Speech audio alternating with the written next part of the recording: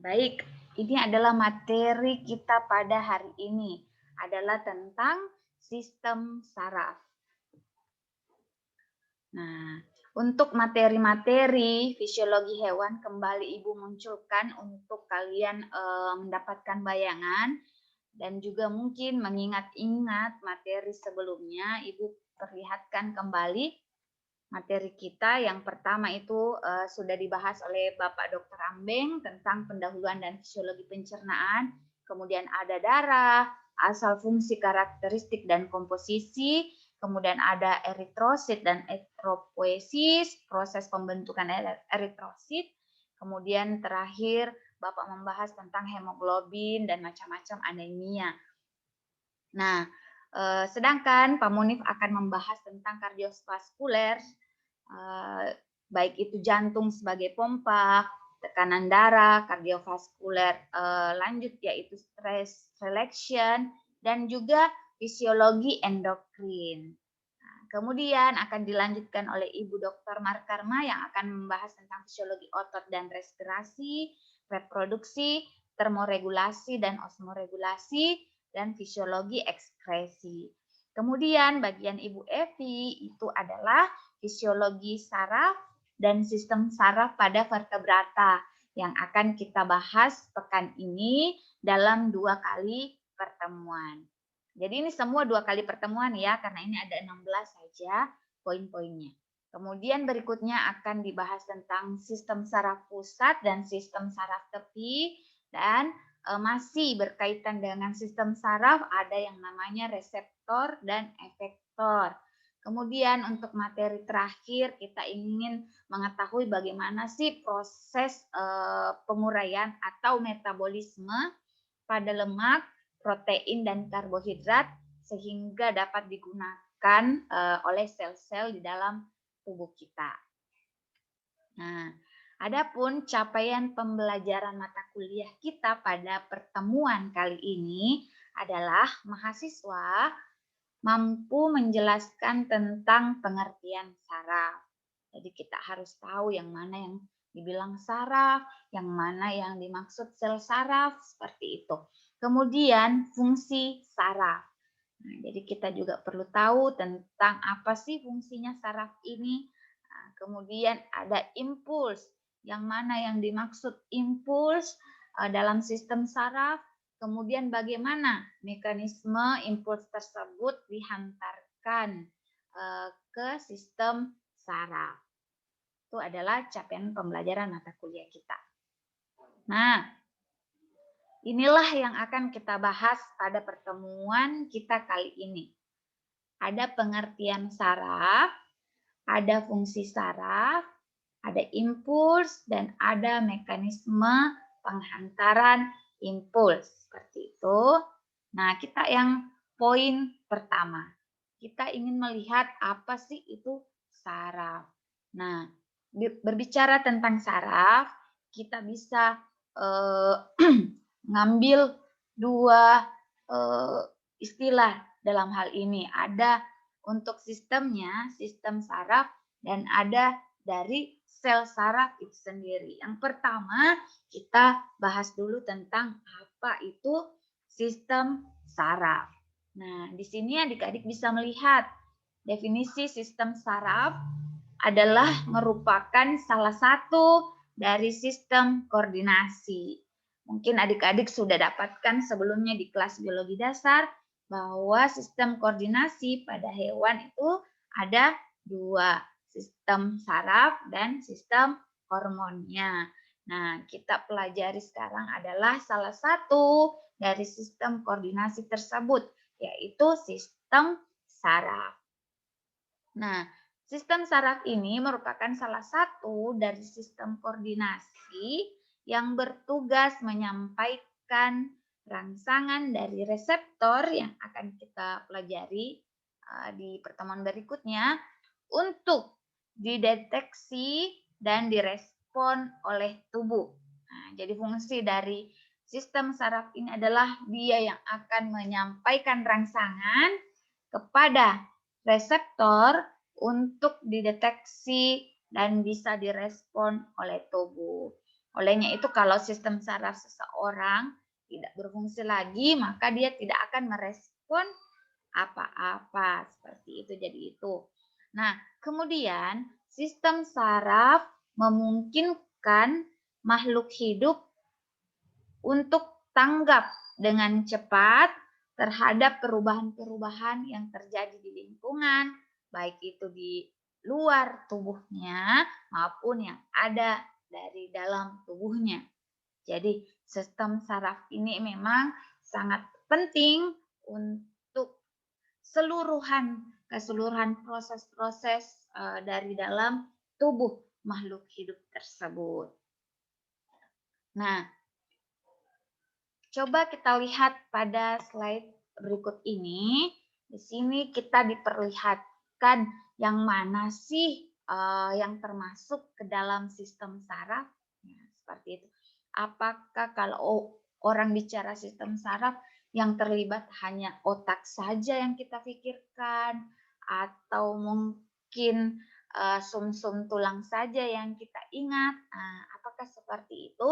Nah, silakan adik-adik melihat bahwa komponen utama sistem saraf ini dapat dibedakan menjadi 3 bagian. Yang pertama ada reseptor, di mana reseptor ini merupakan alat penerima rangsangan, atau rangsangan ini kita sebut sebagai impuls. Jadi alat yang menerima rangsangan atau impuls itulah yang disebut sebagai reseptor. Reseptor ini adalah bagian dari sistem saraf. Ya, seperti itu. Nah, ternyata pada tubuh kita dan tubuh makhluk hidup lainnya yang bertindak sebagai reseptor itu adalah organ indranya. Organ indra lah yang terlebih dahulu menerima rangsangan dari luar, kemudian akan diteruskan oleh sel saraf sensorik, kemudian nanti kita bahas untuk sel sarafnya ya. Kita ke reseptor dulu. Jadi semua yang menerima rangsangan atau impuls itu disebut reseptor. Dan reseptor pada makhluk hidup itu adalah organ indera, seperti itu. Kemudian komponen yang kedua adalah penghantar impuls, yang mengantarkan impuls ini.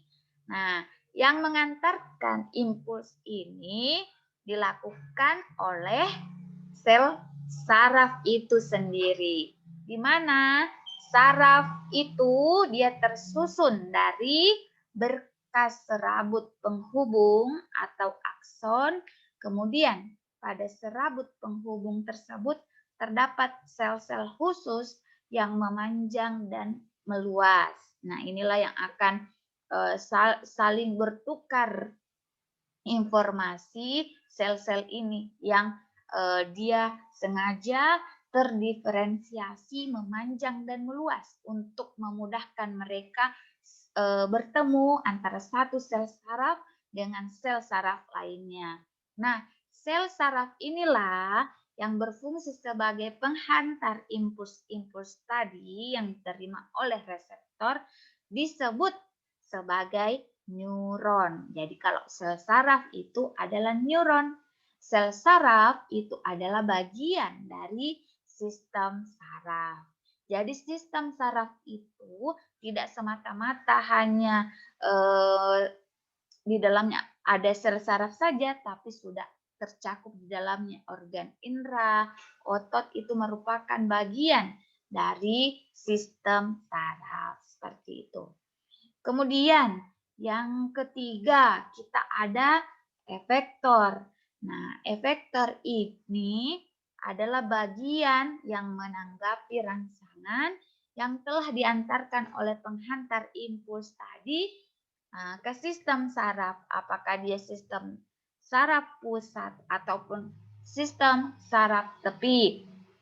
Nah, efektor ini yang paling penting pada manusia adalah otot dan kelenjar. Nah, jadi otot dan kelenjar bisa jadi hasil dari penghantaran impuls itu merangsang kelenjar untuk mensekresikan hormon, bisa jadi juga meminta otot untuk melakukan suatu gerakan seperti itu.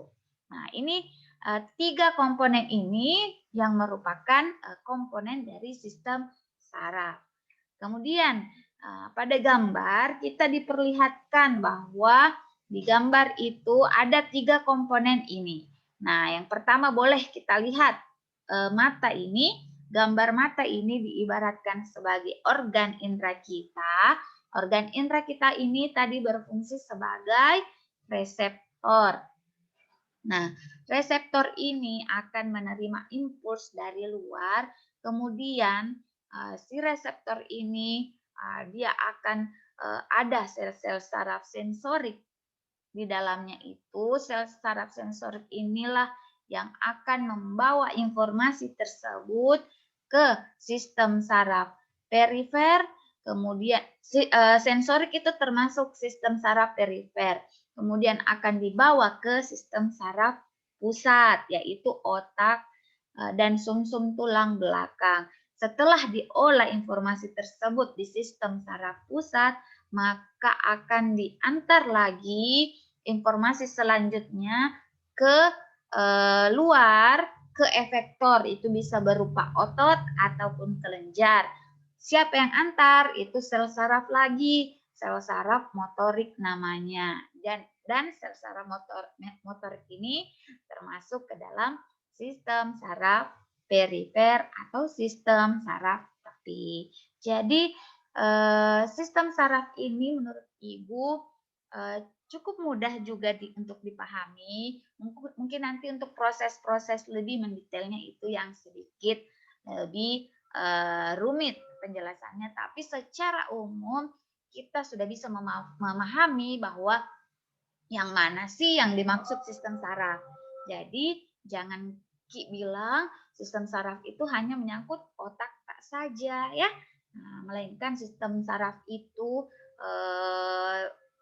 di dalamnya selain ada otak dan sumsum tulang belakang sebagai sistem saraf pusatnya kita, ada juga yang namanya sistem saraf perifer atau sistem saraf tepi yang bisa berada di seluruh permukaan tubuh kita. Seperti itu. Kita ke slide berikutnya. Nah, ini untuk memudahkan kita dalam memahami bagian-bagian dari sistem saraf ini.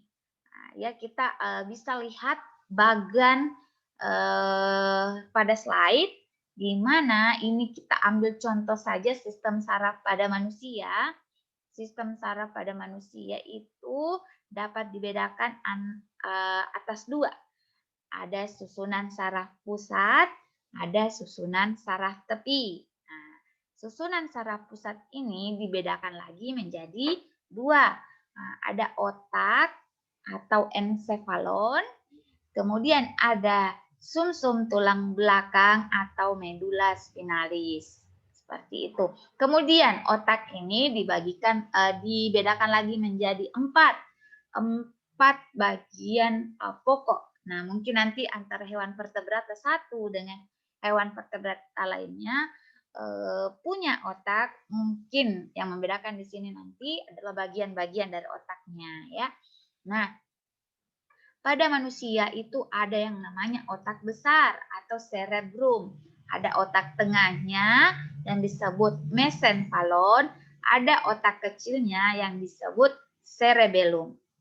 Nah, kemudian ada sumsum lanjutan yang disebut medula oblongata. Jadi adik-adik di sini perlu membedakan antara sumsum lanjutan medula oblongata dengan sumsum tulang belakang, yaitu medula spinalis, karena mereka berbeda.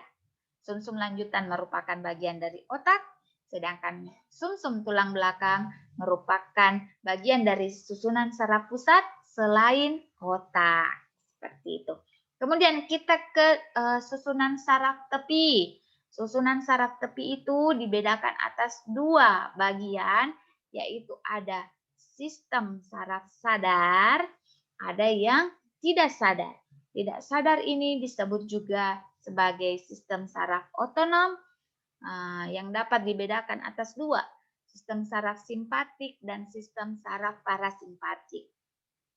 Sistem saraf sadar ini dilihat dari namanya saja, artinya kita melakukannya tidak di bawah kesadaran kita. Kita tidak mengontrol gerakan tersebut. Jadi kita bisa nanti pelajari yang mana-mana saja gerakan yang dimaksud saraf tak sadar ini yang dikendalikan oleh saraf tak sadar ini. Kemudian untuk saraf sadarnya sendiri ini dapat dibedakan atas dua. Ada 12 pasang saraf tepi kranial dan ada 31 pasang saraf tepi spinal. Seperti itu.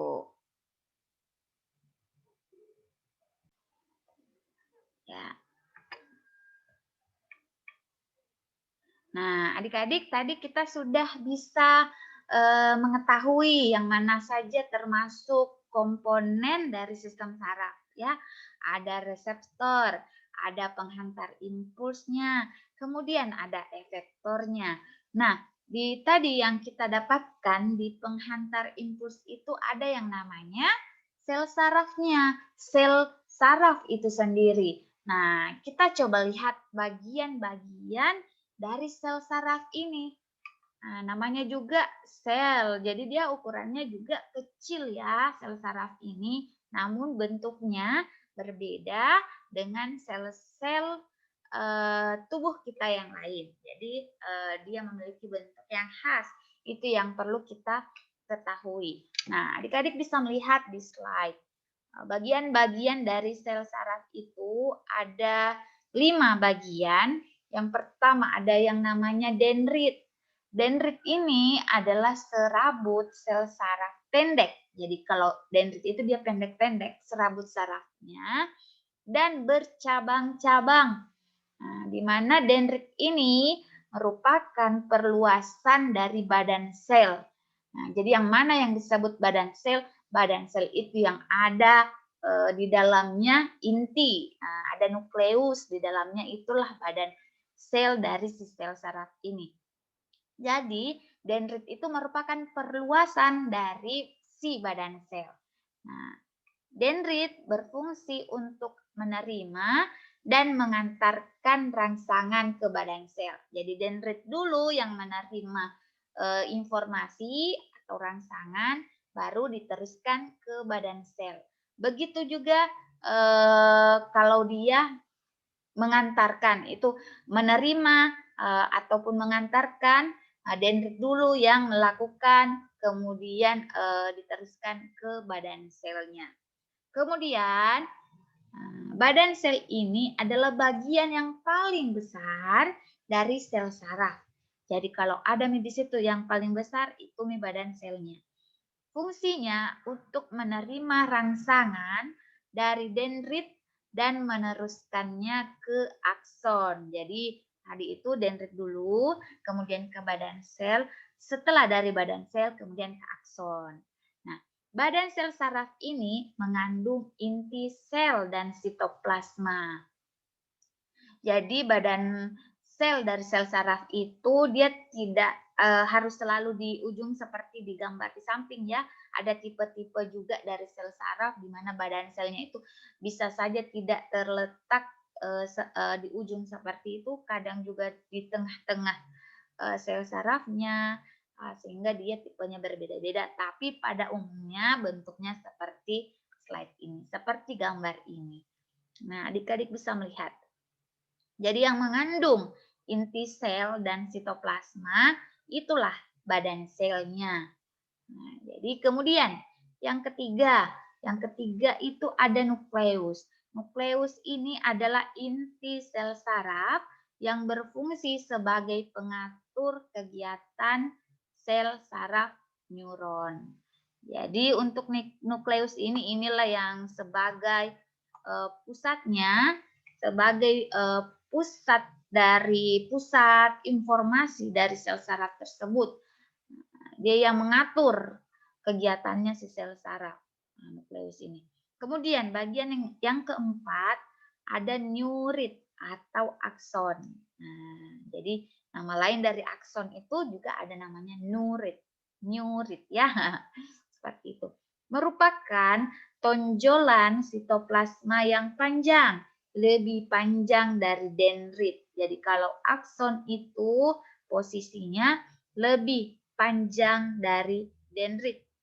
Nah, berfungsi untuk menjalarkan impuls saraf, meninggalkan badan sel saraf ke neuron atau jaringan lainnya. Jumlah akson biasanya hanya satu pada setiap neuron. Jadi jumlahnya akson itu hanya satu saja pada setiap neuron. Berbeda dengan dendrit ya. Dendrit itu ada bercabang-cabang. Nah, kemudian yang kelima ada selubung mielin. Selubung mielin inilah yang merupakan selaput yang banyak mengandung lemak yang berfungsi untuk melindungi akson dari kerusakan. Nah, selubung mielin ini bersegmen-segmen. Lakukan di antara dua segmen itu dia disebut nodus Renfier. Nodus Renfier. 5 bagian ini bisa kita lihat pada gambar di sampingnya. Nah, coba kita lihat ada yang mute, tolong di mute ya. Nah, kita lihat poin pertama. Poin pertama ini adalah dendrit. Jadi kalau dia yang dimaksud cuma satu dendrit, kita menyebutnya dendrit.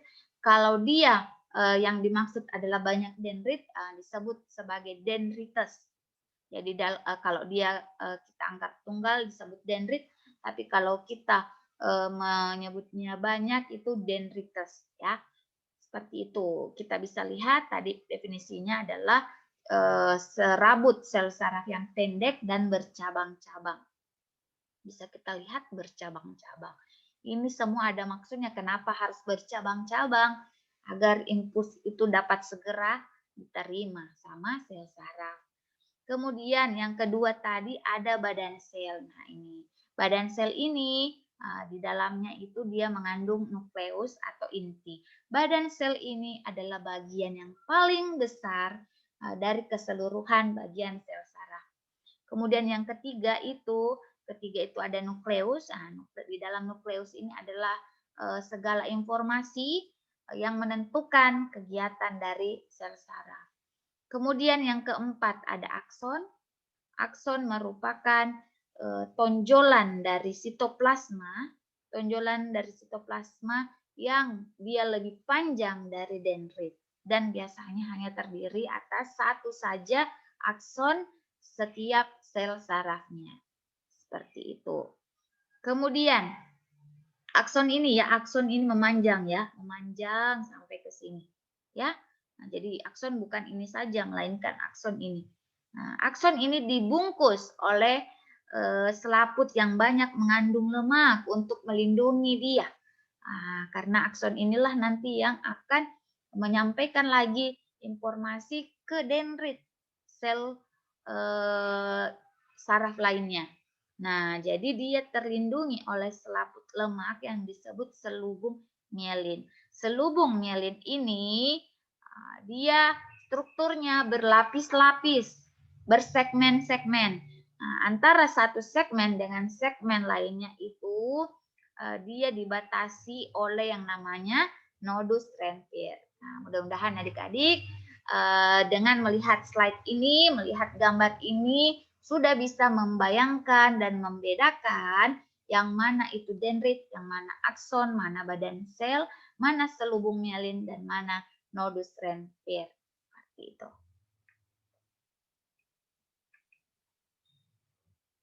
Nah, fungsi saraf ini kita Ibu tahu kalian semua sudah mengerti tentang fungsinya. Yang pertama adalah dia yang menerima rangsang dari luar yang dilakukan oleh indera. Kemudian yang kedua meneruskan impuls saraf ke sistem saraf pusat oleh saraf sensorik. Yang ketiga, mengolah rangsangan untuk menentukan tanggapan yang dilakukan oleh sistem saraf pusat. Kemudian yang keempat, meneruskan rangsangan dari sistem saraf pusat ke efektor oleh saraf motorik. Inilah fungsi dari sistem saraf. Nah, sel saraf itu sendiri, tadi kita sudah mempelajari strukturnya, bagian-bagiannya dari sel saraf. Sekarang kita akan membedakan antara sel saraf satu dengan sel saraf lainnya itu berdasarkan fungsinya. Ya, berdasarkan fungsinya. Coba kita lihat, yang pertama ada yang namanya sel saraf sensorik. Nah, sel saraf sensorik ini saraf yang berfungsi menghantarkan impuls dari reseptor ke sistem saraf pusat. Nah, yaitu mau diantar ke otak ensefalon dan sumsum belakang atau medula spinalis. Seperti itu. Jadi, fungsi dari sel saraf sensorik ini dia yang menghantarkan impuls atau rangsangan dari reseptor ke sistem saraf pusat, baik itu ke otak maupun ke sumsum tulang belakang. Itu fungsinya sel saraf sensorik. Kemudian, sel saraf motorik. Sel saraf motorik ini adalah sel saraf yang berfungsi untuk mengirim impuls dari sistem saraf pusat, baik itu dari otak maupun sumsum tulang belakang, ke otot atau ke kelenjar yang hasilnya akan berupa tanggapan tubuh terhadap rangsangan. Jadi sangat sederhana, sangat mudah difahami. Kemudian, selain sel saraf sensorik dan sel saraf motorik, ada sel saraf intermediate. Sel saraf intermediate ini apa fungsinya? Nah, kita bisa lihat saraf ini berfungsi menghubungkan sel saraf sensorik dengan sel saraf motorik atau sebaliknya dengan sel-sel saraf lainnya yang ada di dalam sistem saraf pusat. Jadi sel saraf intermediate ini dia adalah penghubung antara sel saraf sensorik dan sel saraf motorik. Nah, istilah berikutnya ada yang namanya impuls. Jadi tadi kita sudah ada di komponen ada reseptor, penghantaran impuls, penghantar impuls yaitu sel saraf itu sendiri, ada efektor. Nah, kita sudah melihat bagian-bagian sel saraf. Sekarang kita mau tahu yang mana yang dimaksud impuls. Nah, impuls ini merupakan rangsangan atau pesan yang diterima oleh reseptor dari lingkungan luar. Kemudian dibawa oleh neuron. Neuron tadi kita sudah tahu adalah sel saraf. Nah, impuls ini dapat juga dikatakan sebagai serangkaian pulsa elektrik yang menjalari serabut saraf. Karena impuls atau rangsangan itu dia mengandung elektrik, mengandung energi elektrik yang dimana apabila itu diterima maka itulah yang merangsang sel-sel saraf untuk meneruskannya ke sistem saraf pusat. Kemudian dari sistem saraf pusat akan diolah dan diteruskan ke sel saraf motorik. Dari sel saraf motorik itu yang akan memerintahkan kelenjar atau otot melakukan tangkapan. Seperti itu. Nah, ini kita bisa lihat impuls, bagaimana impuls ini jika dia diterima oleh otak ataupun sumsum tulang belakang. Apabila dia diterima impuls itu oleh otak, maka dia disebut sebagai gerak sadar. Apabila dia tidak sampai ke otak, hanya sampai ke sumsum tulang belakang, maka dia disebut sebagai gerak refleks. Nah, bisa kita lihat skemanya sebagai berikut. Ada impuls atau rangsangan atau pesan yang diterima oleh reseptor. Reseptor ini adalah organ indera, di mana di dalam organ indera tersebut dia terdapatlah di situ sel saraf sensorik. Sel saraf sensorik inilah yang merupakan penghantar impuls ke otak. Nah, dari otak informasi diolah kemudian diteruskan ke sel saraf motorik. sel saraf motorik ini yang menyampaikan perintah otak ke efektor atau dalam hal ini adalah otot dan kelenjar. Ini adalah gerak sadar. Informasinya sampai ke otak-otak bisa mengolah. Kemudian kalau gerak refleks ini impuls itu diterima oleh reseptor atau indera, kemudian diantarkan ke saraf sensorik. Dari saraf sensorik ini dia hanya sempatnya sampai sumsum tulang belakang. Sumsum tulang belakang, kemudian sumsum tulang belakang itu informasinya diteruskan ke saraf motorik, jadi tidak sampai terekam di otak sehingga kita tidak menyadari tanggapan tubuh kita terhadap rangsangan tersebut, langsung dieksekusi aja dari ke efektor yaitu otot ataupun kelenjar. Berarti contohnya gerakan kita pada saat terkena air panas, kita tidak akan lama-lama informasi sampai ke otak, hanya sampai ke sumsum tulang belakang karena ini sifatnya darurat sehingga langsung kita bisa memberi efek dengan cepat seperti itu. Nah, mekanisme penghantaran impuls. Mekanisme penghantaran impuls, nah, kita bisa lihat di sini ada membran plasma atau membran sel. Jadi, sel saraf itu juga sama dengan sel-sel lainnya punya membran plasma atau membran sel. Nah, dalam sel saraf ini terjadi proses penghantaran impuls secara konduksi. Apabila tidak ada rangsang, maka sel saraf disebut dalam keadaan istirahat. Jadi kalau tidak ada rangsangan apa-apa, sel saraf kita di sini istirahat. Kemudian dalam keadaan ini saraf tidak akan menghantarkan impuls. Membran luar sel saraf itu bermuatan positif karena kelebihan kation atau atom natrium plus. Membran dalam sel saraf itu bermuatan negatif karena banyak ion K+ yang keluar dari akson. Jadi yang di dalam membran itu negatif, di luar membran itu positif. Karena positif dan negatif itu yang bertemu. Kalau kutubnya sama itu dia tidak akan pernah bertemu bersama, berdekatan ya. Jadi yang di luar positif, yang di dalamnya itu negatif. Keadaan seperti ini disebut polarisasi. Adanya kutub positif dan kutub negatif itu disebut sebagai polarisasi.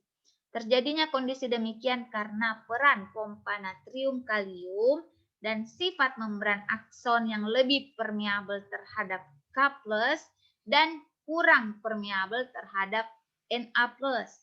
Jadi Na+ dipompa keluar, K+ dipompa ke dalam. Nah, jadi kondisi demikian. Nah, membran ini, membran sel dari sel saraf itu dia lebih permeabel terhadap K+ dan kurang permeabel terhadap Na+.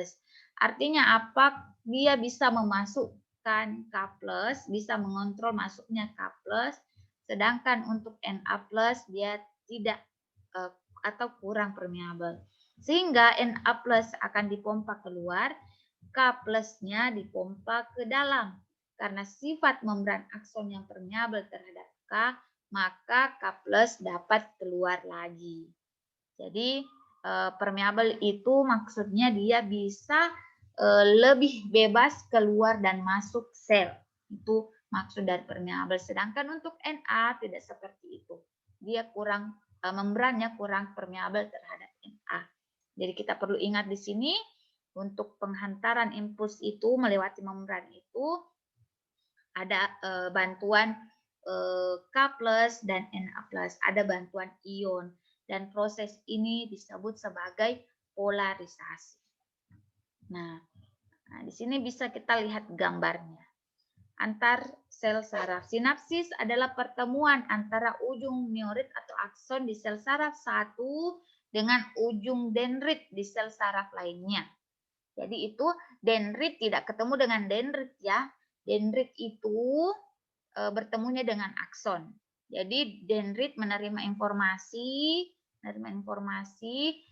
dari akson, kemudian dendrit ini akan membawanya ke badan sel ke akson lagi ke dendrit, seperti itu seterusnya ya.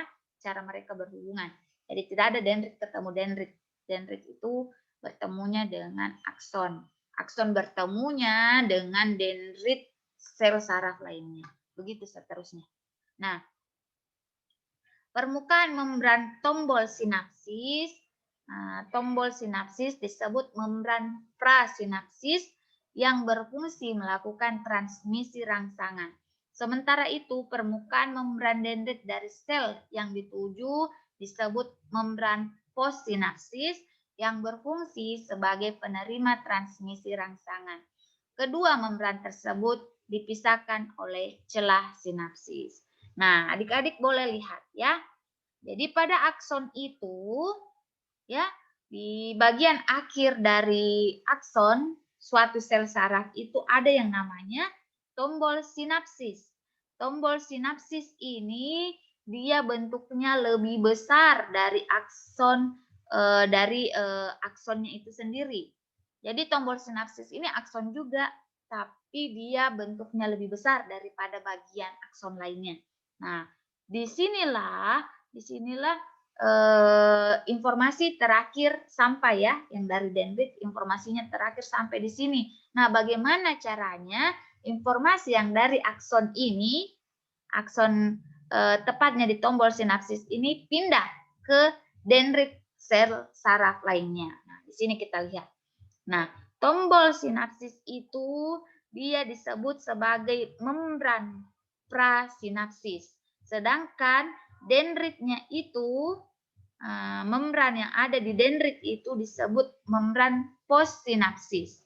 Jadi antara membran prasinapsis dengan postsinapsis ada celahnya, ada jaraknya. Celahnya ini yang disebut celah sinapsis. Jadi nanti caranya informasi yang dari akson ini ke dendrit ini tidak pindah begitu saja, melainkan ada proses di situ. Ada proses, kita bisa lihat prosesnya di slide berikutnya. Nah, jika impuls tiba di tombol sinapsis, maka akan terjadi peningkatan permeabilitas membran prasinapsis. Jadi kalau impulsnya, informasinya sudah tiba di tombol sinapsis, bagian terakhir dari akson sudah tiba di situ, maka akan terjadi peningkatan permeabilitas. Dia akan meningkat permeabilitasnya si membran prasinapsis ini terhadap ion Ca, ion kalsium. Akibatnya ion kalsium dapat masuk dan gelembung sinapsis melebur dengan membran prasinapsis sambil melepaskan neurotransmitter ke celah sinapsis. Jadi pada saat impulsnya sudah tiba di tombol sinapsis, maka membrannya itu akan meningkatkan permeabilitasnya untuk memasukkan ion kalsium ke dalamnya. Kenapa harus masuk? Karena ion kalsium ini yang akan melebur dengan gelembung sinapsis. Kemudian dari peleburan tersebut akan disampaikan ke neurotransmitter. Transmitter ini dapat berupa asetilkolin.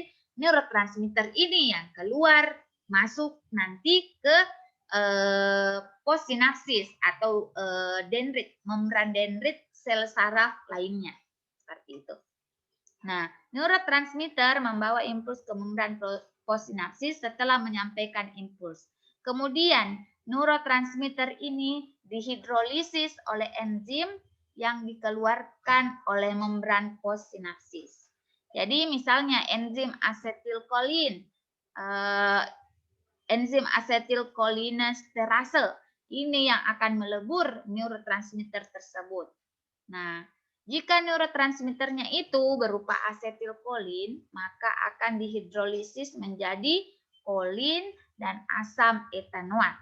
Kolin dan asam etanoat ini kemudian akan disimpan di gelembung sinapsis lagi untuk dipergunakan lagi sebagai neurotransmitter berikutnya pada saat ada lagi impuls yang masuk ke sel saraf, begitu seterusnya. Jadi jika adik-adik sudah memahami proses penghantaran impuls ini, bagaimana caranya impuls itu berpindah dari satu sel saraf ke sel saraf lainnya, kemudian bisa sampai ke otak, itu adik-adik akan jauh lebih mudah mengerti dan memahami tentang proses yang terjadi pada sistem saraf.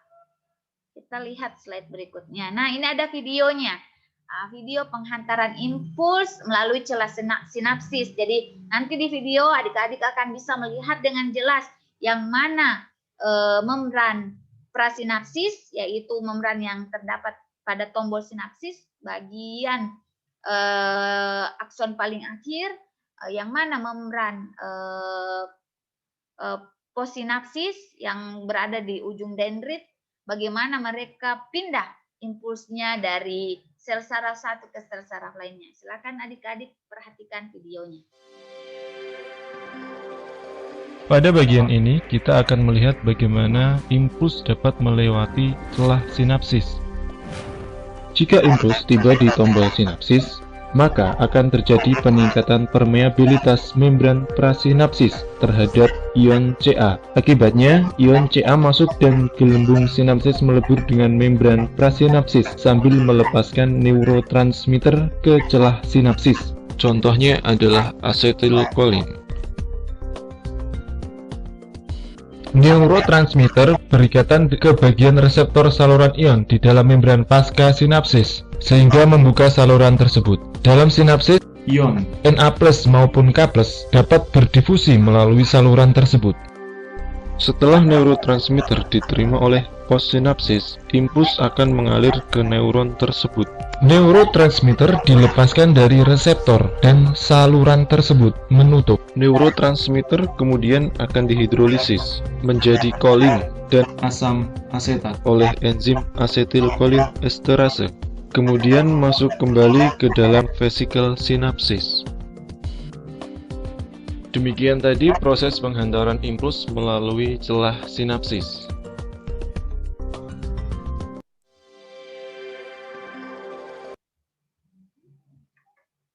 Nah, itu tadi video terakhir proses penghantaran impuls melalui celah sinapsis.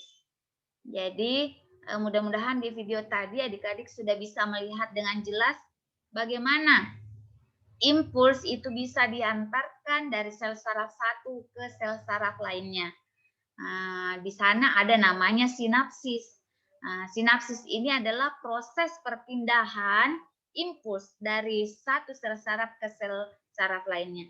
Sinapsis ini dibedakan tadi ada namanya membran prasinapsis. Kita lihat kembali. Nah, ini. Ada membran prasinapsis dan ada membran postsinapsis.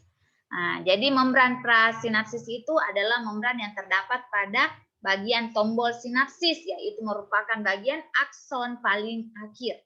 Ya, kemudian membran postsinapsis adalah bagian ujung dari dendrit sel saraf yang lain.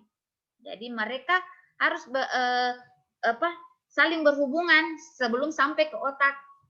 Tapi hubungan itu tidak lama, cepat prosesnya, sehingga informasi dapat diterima dengan cepat.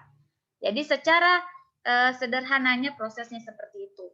Ada keterlibatan ion kalsium dan natrium untuk membantu menghantarkan impuls dari satu sel saraf ke sel saraf lainnya. Ada keterlibatan neurotransmitter, yaitu sel saraf yang berfungsi sebagai penghantar memang. Contohnya adalah asetilkolin. Seperti itu. Baik, untuk materinya sudah selesai.